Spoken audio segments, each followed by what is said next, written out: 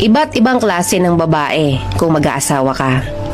Kapag nag-asawa ka ng babaeng independent at business-minded, accept the fact na hindi niya maaasikaso ang bahay nyo 24/7. Kapag gusto mo naman sa babae ay inaasikaso ka full-time, accept the fact na hindi siya kumikita ng sarili niyang pera at may time na mapapabayaan ang kanyang sarili, kakaintindi sa'yo at sa anak nyo.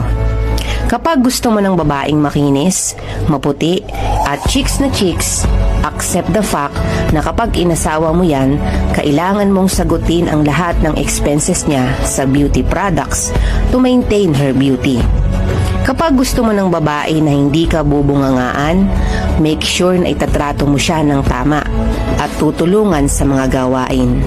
Kapag gusto mo sa babae na supportive siya sa'yo at hindi pinaghihigpitan, make sure na alam mo ang limit para magkaroon siya ng mas malaking tiwala sa'yo.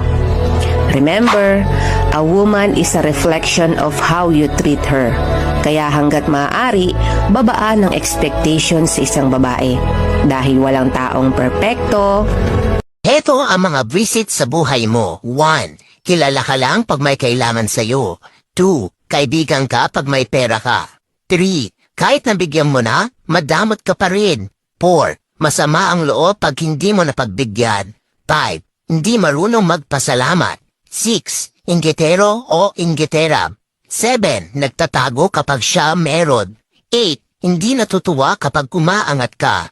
9. Mabait sa'yo pag may hinihingi na pabor.